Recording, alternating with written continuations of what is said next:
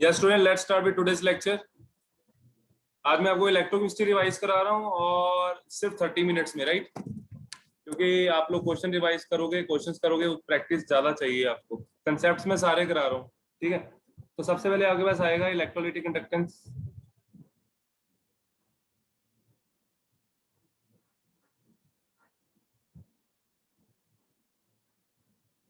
Electrolytic conductance में सबसे पहले आ जाएगा हमारे पास ओम्स लॉ।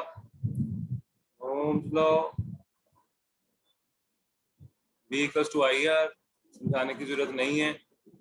सेकंड आता है हमारे पास रेजिस्टेंस, बताने की जरूरत नहीं है। R equals to rho L by vector into length inversely into area and proportionality आगे कांस्टेंट आ जाएगा क्या? रेजिस्टिविटी। और रेजिस्टिविटी सबको पता है इंटरनल प्रॉपर्टी होती है which does not depend on length and area, only resistance depend on length and area, right? So units of resistance is ohm, right? Third term is resistivity.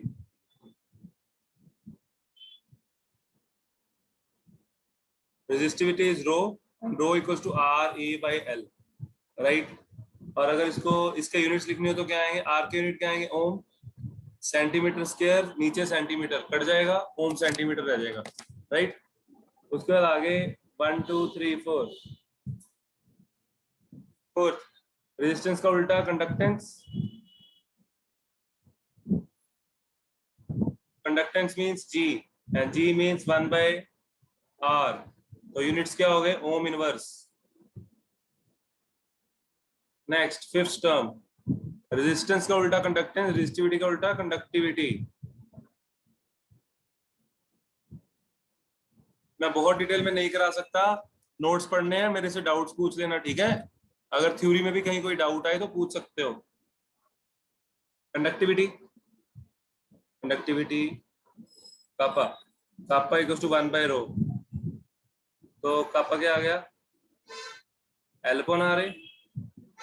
Formula लिखने की जरूरत नहीं है, मैं हर ऐसे ही कर देता हूँ, सीधा सीधा आप लोग इसके यूनिट्स लिख लो। तो कापा के यूनिट क्या आ जाएंगे? ओम इनवर्स सेंटीमीटर इनवर्स, तो वो क्या बन जाएगा? Semen centimetre inverse. ठीक है बच्चे? कंडक्टिविटी का मतलब समझ लो, इंपॉर्टेंट है।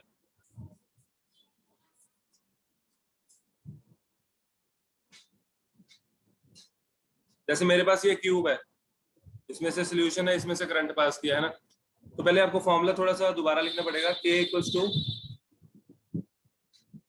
एल अपॉन आर ए, है ना? और 1 बाय आर क्या होता है? जी।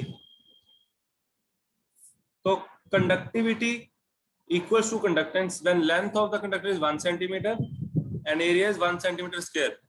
मतलब कि इसका वॉल्यूम 1 सेंटीमीटर, जब 1 सेंटीमीटर क्यूब होगा उसमें जितने भी आयन्स आए, 1 मोल 2 मोल 10 मोल जितने मर्जी, 0.1 मोल 0.01 मोल, उसमें जितने भी आयन्स होंगे वो होंगे कंडक्टेंस के इक्वल। ये टर्म इंपॉर्टेंट, आपको आगे जाके समझ आ जाएगी, ठीक है? देखो आगे आगे आती है हमारे पास molar conductivity, del M. Del M होती है मोलर कंडक्टिविटी, कंडक्टिविटी पर मोल, ठीक है? नीचे आ जाएगी कंसंट्रेशन। यूनिट्स के आगे कापा के यूनिट क्या होते हैं? अभी लिखे semen centimetre inverse.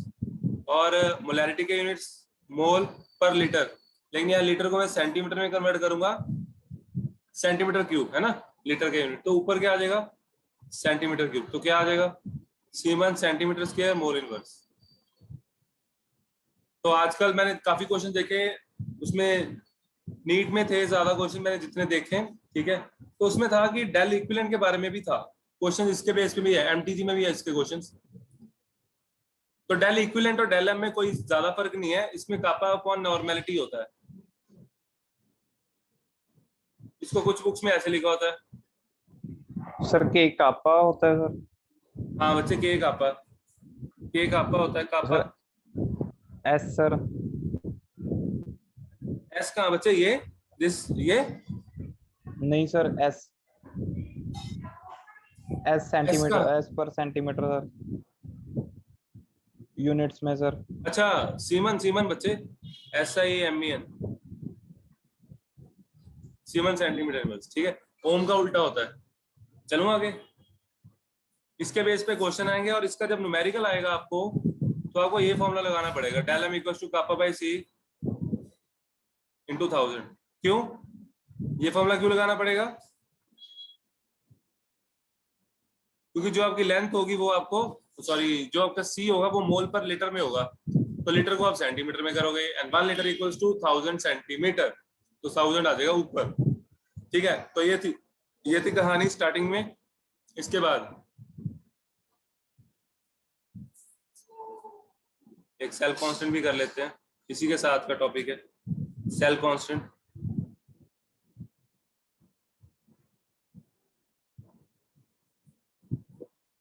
Cell constant होता है जो सेल के डायमेंशन है ना, आर इसको रो एल बाय, तो एल अपॉन ए को क्या बोलते हैं? Cell constant. आर को क्या लिख सकता हूँ? 1 बाय जी। आर को क्या लिख सकता हूँ? 1 बाय जी। रो को 1 बाय कापा, और एल अपॉन ए को जी स्टार, तो कापा क्या आ गया? Kappa equals to G into G star.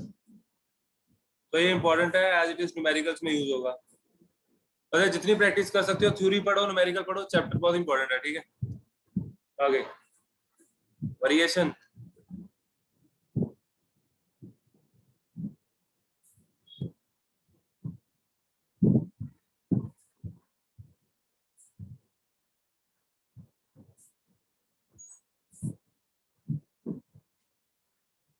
Conductivity और मोलर कंडक्टिविटी कंसंट्रेशन पे कैसे डिपेंड करते हैं? देखो कंडक्टिविटी कैसे करेगी।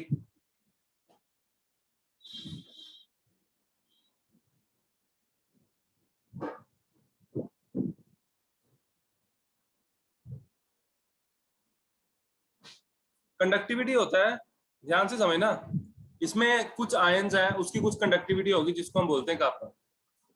अब आप लोग मेरे को बताओ, अगर आप इसकी डिल्यूशन करोगे, यानी कि कंसंट्रेशन कम करोगे, तो क्या आएगा? तो क्या होगा? कंडक्टिविटी पे क्या इफेक्ट होगा? कापा कम हो जाएगा सर। कापा कम हो जाएगा। क्यों? सर इंक्रीज नहीं होगा हाँ? देखो, सर, आयंस टूट के। मैं बता रहा हूँ। देवकरण भी सही बोल रहा है, देव शर्मा भी सही बोल रहा है। अब सुनो सही क्या है। देवकरण ये कह रहा है कि सर डिल्यूशन करने पे, जैसे कि मैंने आपको बताया हुआ रेगुलर क्लास में, डिल्यूशन करने पे क्या होता है? आयंस बढ़ते हैं। ठीक है, बिल्कुल सही। ओवरऑल कंडक्टिविटी बढ़ जाएगी, है ना, लेकिन इस पर यूनिट वॉल्यूम में कंडक्टिविटी डिक्रीज हो जाएगी, इस वो इतने वॉल्यूम में, क्योंकि यहाँ पे वॉल्यूम हमने रिस्ट्रिक्ट कर दिया ना। समझ आया? Yes sir. देवकरण समझ आया? ठीक है, तो conductive per unit yes volume sir. ज्यादा बढ़ता है, आयंस कम बढ़ते हैं। ठीक है, ये एक्सपेरिमेंटली प्रूव्ड है कि वॉल्यूम ज्यादा बढ़ता है, आयंस कम बढ़ते हैं, इसलिए के जो है वो डिक्रीज हो जाएगा। आगे देखो, मोलर कंडक्टिविटी भी आता है। अब यहाँ पे सही है, ज्यादातर वैसे क्वेश्चन डेल एम का ही आता है। ठीक है, तो इसीलिए तेरे दिमाग में डेल एम ही था। तो इसमें क्या होता है? वीक इलेक्ट्रोलाइट्स की, ये इसके साथ कर्व है। पहले मैं स्ट्रॉन्ग का बना दूं, चलो स्ट्रॉन्ग का बना देता हूँ। ध्यान रखना, 2016 में ना मेंस में क्वेश्चन आया था, उसने पता क्या पूछा था?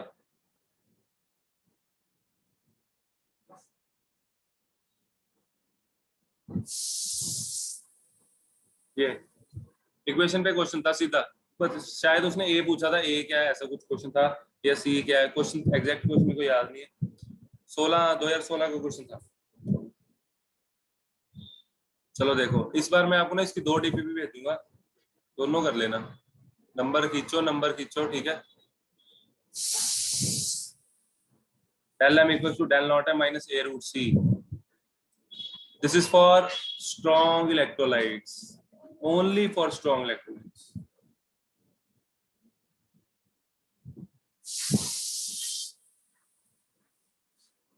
स्ट्रॉन्ग इलेक्ट्रोलाइट्स के लिए, और ये y equal to mx plus c बन गया, और यहाँ पे आप देख सकते हो क्लियरली स्लोप नेगेटिव है, दैट इज माइनस ए, है ना, तो ये ग्राफ ऐसे जाता है। तो ये स्ट्रॉन्ग का कर्व है, स्ट्रॉन्ग जैसे कि HCl। ठीक है, तो डिविएकल इक्वेशन बोलते हैं इसको, और ये किसके लिए है? For strong electrolytes. Debye Huckel equation कहती कि जो डेल एम होगा, यानी कि मोलर कंडक्टिविटी होगी, वो कैसे वेरी करेगी? डेल नॉट एम, ये होता है डेल नॉट एम। ठीक है, तो del not M minus A root C, ये विसल सुन के रोती है। ओए,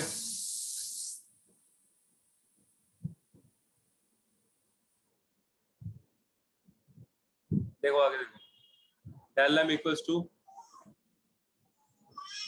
del not M minus A root C. अब देखो जो डेल नॉट एम है वो क्या है? डेल नॉट एम है when concentration approaches to zero. ठीक है, जब हम बहुत ज्यादा डिल्यूशन कर देंगे तो मैक्सिमम आयंस बन जाएंगे। ठीक है, तो उस पॉइंट पे जो कंडक्टिविटी होती है उसको बोलते हैं लिमिटिंग मोलर कंडक्टिविटी या molar conductivity at infinite dilution. अब आप लोगों से क्वेश्चन आएगा कि स्ट्रॉन्ग इलेक्ट्रोलाइट्स के केस में जितने HCl टूटने से टूट चुके हैं पानी में, है ना, तो कंडक्टिविटी मोलर कंडक्टिविटी क्यों बढ़ रही है फिर? Why molar conductivity increases? ये क्वेश्चन आया हुआ है, ये मैंने नीट की बुक में देखा था अभी, आप लोगों को भी मिल जाएगा। बताओ जी, HCl में मोलर कंडक्टिविटी कैसे बढ़ रही है?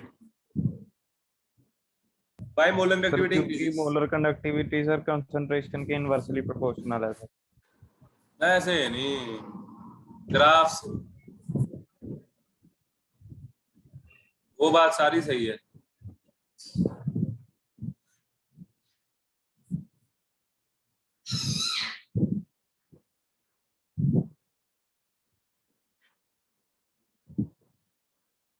बोलो जी। सर एक बार फिर से बोलना। बच्चे मैं कह रहा था कि जो कंडक्टिविटी है, मोलर कंडक्टिविटी, वो बढ़ क्यों रही है? स्ट्रॉन्ग इलेक्ट्रोलाइट्स के लिए क्यों बढ़ रही है विद डिल्यूशन? सर आयंस ज्यादा टूट रहे हैं। ओ भाई, HCl है ना, HCl तो स्ट्रॉन्ग होता है। ये ऑप्शन था जो तूने बोला कि नंबर ऑफ आयंस बढ़ जाते हैं, नहीं ये गलत है। मैं DPP भेजूंगा, आज कर लेना इसके क्वेश्चन, मैं पहले ही कह रहा हूँ, टॉपिक बाय टॉपिक कर लिया करो। आयंस की मोबिलिटी बढ़ती है। हाँ, आयनिंग मोबिलिटी बढ़ जाती है। आयनिंग मोबिलिटी बढ़ जाती है क्योंकि सॉल्वेंट बढ़ जाता है, सोल्यूशन बढ़ जाता है, तो आयनिंग मोबिलिटी बढ़ती है। ये रीजन है इसका। मैं आपको क्वेश्चन पूरा ही बता देता हूँ। बच्चे आपने क्वेश्चन किया होता है ऐसे ही बोल दिया? सर ये पहले किया था। अच्छा, तो उसमें ना एक ऑप्शन और है। एक ऑप्शन है आयनिंग मोबिलिटी इंक्रीजेस, एक ऑप्शन पता क्या है? Ionic mobility as well as number of ions increases. तो वो ऑप्शन नहीं है, ये आंसर। ठीक है, समझ आ गया सबको? चलूं आगे? Yes sir. चलो जी, आगे आता है वीक इलेक्ट्रोलाइट्स के लिए कर्व। वीक इलेक्ट्रोलाइट्स के केस में डिल्यूशन करने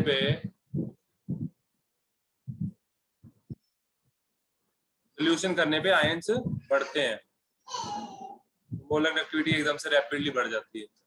वीक इलेक्ट्रोलाइट जैसे कि CH3COH। तो डीबेकल इक्वेशन इस पे अप्लाई नहीं होगी। ठीक है, करो नोट।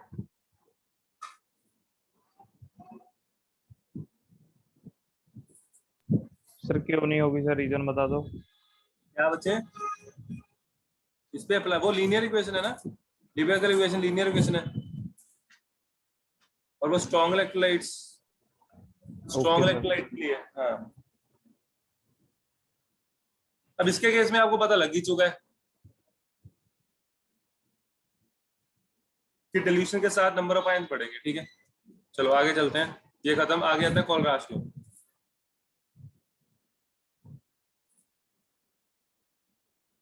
कोलराश लॉ कहता कि ये जो ग्राफ बनाया था सर ने आपकी अभी, इससे आप मोलर कंडक्टिविटी या इनफाइनाइट डिल्यूशन नहीं निकाल सकते। कहता वो मैं सिखाता हूँ। ठीक है, तो वो कोलराश लॉ सिखाएंगे हमें, देखते हैं कैसे। कोलराश लॉ का सीधा सा फंडा था। अब मेरे को बताओ, ये H पॉजिटिव है, ये H पॉजिटिव कहाँ से आया? इससे आया, इससे आया? सर HCl से। HCl से आया। और कोई? दोनों से सर। दोनों से आंसर बिल्कुल सही है। H पॉजिटिव कहीं से भी आ सकता है। शाबाश। तो यही इसका कहना था, इसने ये बात पकड़ ली कि उसने देखा कि H पॉजिटिव की जो कंडक्टिविटी है वो चाहे कहीं से भी आए वो सेम ही है। तो कहता फिर हमें एक मेथड मिल चुका है जिससे कि हम मोलर कंडक्टिविटी निकाल सकते हैं। कैसे? फॉर एग्जांपल मेरे को इसकी निकालनी है, तो मैं क्या करूंगा, मैं मोलर कंडक्टिविटी ले लूंगा स्ट्रॉन्ग इलेक्ट्रोलाइट्स की, जैसे कि सोडियम एसीटेट, और यहाँ से मेरे को एसीटेट आयन मिल गया। अब मैं लूंगा जिसमें H हो, जैसे कि HCl, और अब मैं वो लूंगा जिसमें ये दोनों हो, ताकि इनको माइनस की कंडक्टिविटी माइनस कर दें और वो स्ट्रॉन्ग हो, क्योंकि स्ट्रॉन्ग की हमें मोलर कंडक्टिविटी पता होती है। ये समझ आ गया बच्चे? Yes sir. इसके बहुत से क्वेश्चन है, बहुत से करना इसके, ठीक है, ट्राई करना। मैं बच्चे इसलिए जल्दी करा रहा हूँ सिलेबस, क्योंकि जो जेई का पेपर है वो 20 के आसपास हो सकता है, ठीक है, 20 जुलाई। वैसे 17 को कह रहे हैं, जो खबर चल रही है ना, आपको भी पता होगा, पता है ना सबको, पता है तुम लोगों को? हाँ जी, जेई वालों, देवकरण, सेजल, देव शर्मा, विनय, जस्टिन, प्रीतिश,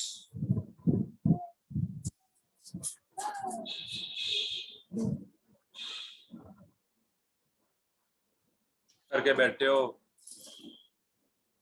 यस सर। 25 दिन के अंदर दोनों पेपर होने, ये तो पता है, सुना? Yes sir. हाँ, चलो आगे देखो, आगे इसकी एप्लीकेशंस। पहली एप्लीकेशन तो यही है वीक इलेक्ट्रोलाइट की, डेल नॉट एम निकाल सकते हैं किसका, वीक इलेक्ट्रोलाइट का। सेकंड, और क्या निकालेंगे, डिग्री ऑफ डिसोसिएशन।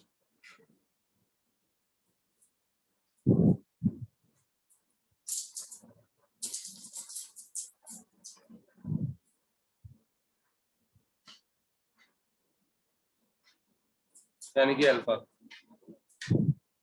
अब मेरी बात समझो ध्यान से, अल्फा 1 ज्यादा होगा, अल्फा 2 ज्यादा होगा? हाँ जी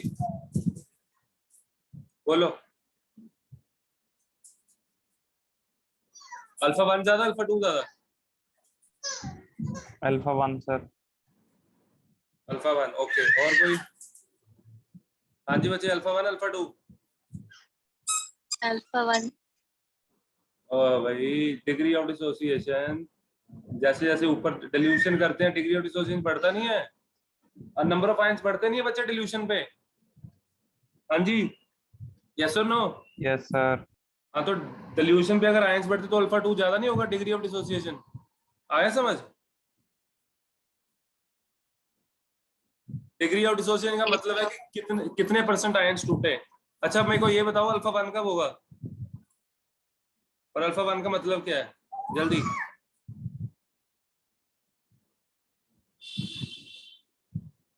सर की पूरा डिल्यूट हो गया। पूरा, सारे आयंस टूट गए, इसका मतलब ये है कि सारे आयन टूट गए, ठीक है, वेरी गुड। और ये कब होगा? जब ये होगा तब क्या होगा, तब डेल एम की वैल्यू करेगी, बता सकते हो? जब अल्फा 1 होगा तब डेल एम की वैल्यू क्या होगी? Del M not. हाँ, डेल नॉट एम हो जाएगी। तो यहाँ से आएगा alpha, alpha equals to del M upon del not M. Alpha maximum कितना हो सकता है, 1, और डेल एम वेरी करेगा। देखो, जैसे यहाँ पे डेल एम इतना है, यहाँ पे इतना है, और जैसे जैसे डेल एम बढ़ता जाएगा अल्फा बढ़ता जाएगा, और मैक्सिमम कितना हो जाएगा, 1। ठीक है, आगे समझ? सर। चलो अभी एक और एप्लीकेशन है, टू कैलकुलेट डिसोसिएशन कांस्टेंट। पूरा करा देता हूँ, वैसे इक्विलिब्रियम कराया हुआ तुम लोगों को।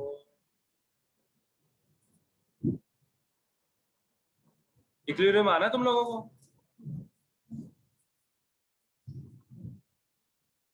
इक्विलिब्रियम आना है? नहीं आना लग रहा। K concentration of product upon concentration of reactants, नीचे से C common, 1 minus alpha, C C cancel, K equal to C alpha square upon 1 minus alpha. If alpha is very very less than 1, then 1 minus alpha equals to 1, K equal to C alpha square. Dissociation constant समझ आया? Yes और no? Yes sir. Yes yes sir. Sir. Okay, कर लो note जल्दी से। चलो आगे।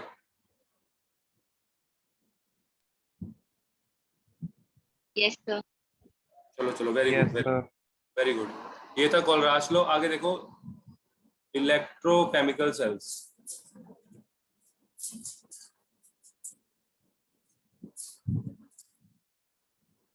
Electrochemical cells में इलेक्ट्रोकेमिकल सीरीज कर लेते हैं पहले।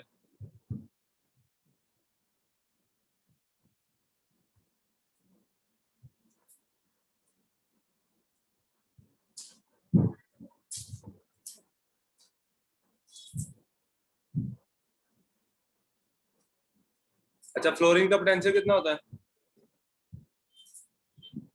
सर 2.8587। 2.87 ऐसे ही होता है, ठीक है। जिंक का 0.76। माइनस में। लिथियम का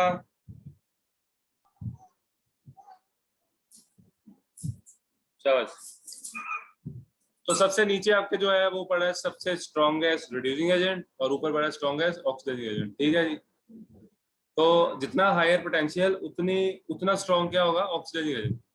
मतलब कि अगर आप कपल बनाते हो ऐसे, इसको और इसका, ठीक है, तो जिंक ऑक्सीडाइज होगा और कॉपर रिड्यूस होगा। ऊपर वाला रिड्यूस होता है, सीधी सी बात है। आगे समय इलेक्ट्रोकेमिकल सीरीज बोलो, यस सर। इसकी एप्लीकेशंस। पहली एप्लीकेशन तो यही है कि ऑक्सीडाइजिंग और रिड्यूसिंग एजेंट के बारे में पता लगता है, और दूसरी है to calculate EMF of the cell. E naught cell, you know, E cathode minus E naught, higher minus lower. Third application है to check the feasibility of the reaction. To check feasibility of the reaction. Feasibility मतलब reaction होगी या नहीं होगी। अगर ई not आपका positive आता है तब रिएक्शन फिजिबल होगी, तो रिएक्शन होएगी, है ना। फोर्थ है कि whether a metal can liberate hydrogen from acids और not. For example Zn plus H2SO4 क्या बन गया? okay. इसी तरह Cu प्लस H2SO4,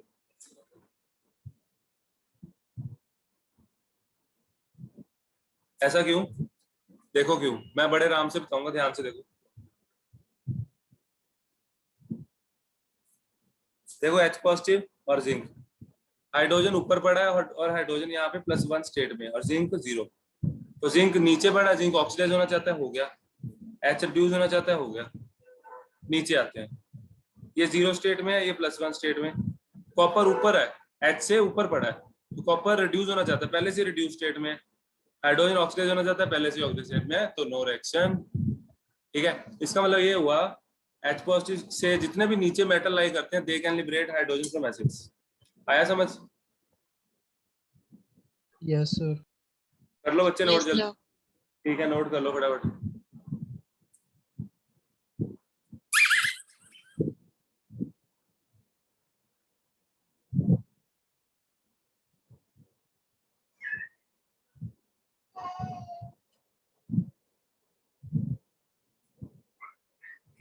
आगे इलेक्ट्रोकेमिकल सेल में देखो,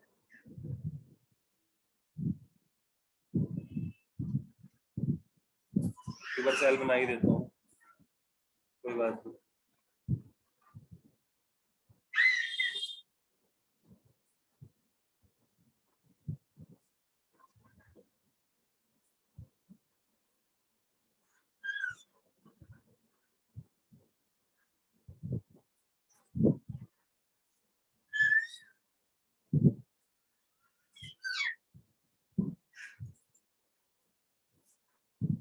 अगर कंसंट्रेशन 1 मोलर हो तो उसे बोलते हैं स्टैंडर्ड सेल, ठीक है। अब आपने अभी पढ़ा कॉपर का पोटेंशियल होता है, ऐसे लिखते हैं, प्लस में होता है, और जिंक का रिडक्शन पोटेंशियल होता है नेगेटिव, ठीक है जी, -0.76, ठीक है बच्चे। और यहाँ से साफ पता लग रहा है कॉपर क्या होगा, कॉपर रिड्यूस होगा, जिंक ऑक्सीडाइज होगा, जिंक यहाँ पे डिसॉल्व हो जाएगा एनोड पे, ऑक्सीजन कहाँ होती है एनोड पे, जिंक इलेक्ट्रोड से सोल्यूशन में आएगा, 2 इलेक्ट्रॉन रिलीज करेगा, इलेक्ट्रॉन यहाँ जमा, तो एनोड पे आ गया नेगेटिव चार्ज, ठीक है। एक लेक्चर का काम ही नहीं है, हुआ ही नहीं।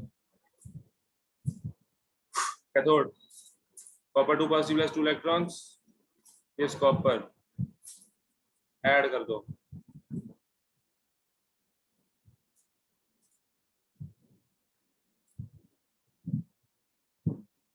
ठीक है जी। करो नोट, नोट कर लो, ऐसे देख के मत जाओ, इतने तुम लोग होशियार नहीं हो, ठीक है, नालायक हो। सेल का potential higher minus lower, high कितना है 0.34, लो कितना है दूसरा, आंसर क्या है 1.10। फॉर्मूला पीछे मैंने लिख दिया था, ई कैथोड माइनस ई एनोड, ठीक है जी, लिखो जल्दी से।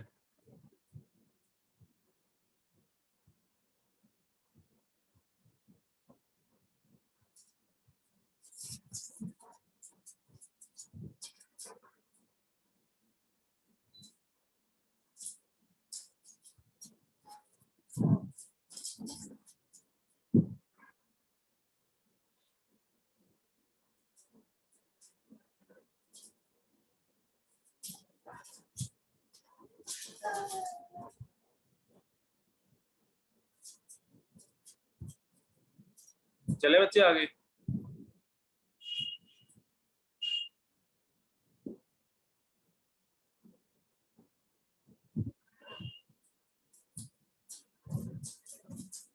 देखो यहाँ पे एक बार सॉल्ट ब्रिज का भी बता ही देता हूँ। देखो जैसे जिंक के यहाँ पे आएगा, हम यहीं पे टॉपिक रोक रहे हैं आज, ठीक है। जैसे ही जहाँ यहाँ पे Zn2 पॉजिटिव आएगा, यहाँ से Zn2 पॉजिटिव आया तो सोल्यूशन हो जाएगा पॉजिटिवली चार्ज, ठीक है, और यहाँ पे है नेगेटिव चार्ज। तो पॉजिटिव नेगेटिव में अट्रैक्शन होगी तो वो इलेक्ट्रॉन्स के फ्लो को रोकेगा, तो इधर से रिडक्शन नहीं हो पाएगी। ये जो कॉपर आयन यहाँ डिपॉजिट हो रहा था, इलेक्ट्रॉन ही नहीं आएंगे, है ना, तो ये स्टेप नहीं होता, तो इसको न्यूट्रल करना पड़ेगा हमें Zn2 पॉजिटिव को, और इसको न्यूट्रल करेगा ये Cn नेगेटिव। सॉल्ट ब्रिज पढ़ते आ रहे हो, 2.5-3 साल हो गए, ठीक है। आगे सबको समझ? हाँ जी, यस सर। मैंने फास्ट कराया, अगर किसी ने बहुत स्लो स्लो करना है लेक्चर पढ़े मेरे को बता देना, मैं भेज दूंगा, ठीक है। लेकिन मेरे को टेस्ट सीरीज के अकॉर्डिंग चलना है, इसलिए तो थोड़ी सी सेट करनी है, बस 2 दिन आगे करनी है, और आगे नहीं कर सकता मैं।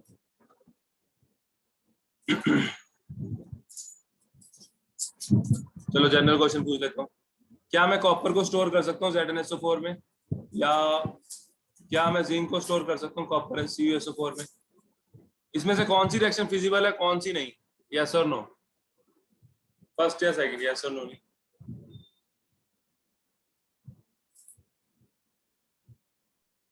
सेकंड। सेकंड। सेकंड अच्छा फिजिबल है।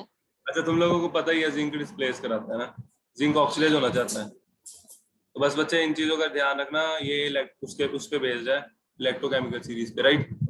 अब मैं आपको डीपीपी भेज रहा हूँ, उसमें शायद टॉपिक नंबर 4 होगा, जितना मेरे को याद है, इलेक्ट्रोलिटिक कंडक्टेंस, उसके क्वेश्चन कर लेना, कोलरास लो के क्वेश्चन कर लेना, 10-15 क्वेश्चन होंगे, ज्यादा नहीं, और इसके नस्ट इसके भी कर सकते हो, और मैं आपको नस्ट भी करा ही देता हूँ, है ना।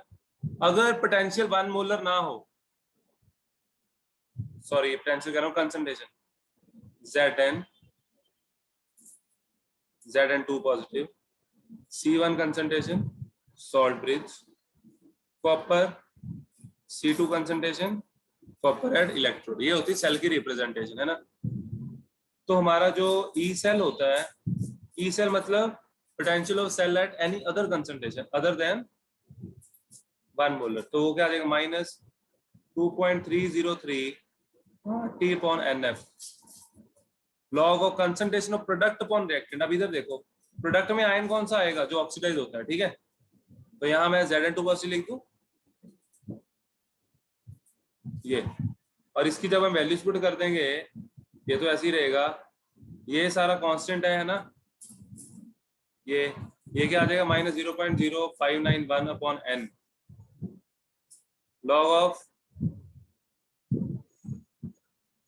दिस। कई बार ऐसे सिंपल क्वेश्चन भी आ जाता है, ठीक है, बस यही बताना होता है इतना की, जरूरी नहीं है सॉल्व करना आएगा। तो बहुत तरह के क्वेश्चन है, ये नर्स के क्वेश्चन भी थोड़े बहुत ट्राई कर लेना। मेरे को प्रॉब्लम्स भेज दिया करो, 2-3 बच्चे भेज दें, बाकी पता नहीं क्या कर रहे हैं। प्रॉब्लम्स डिस्कस किया करो, टाइम लिया करो, ठीक है। चलो आज हम इतना ही करेंगे, आपको मैं क्वेश्चन भेजता हूँ अभी, ठीक है, तो वो स्टार्ट कर दो। ओके बच्चे, okay bye, take care, have fun, enjoy.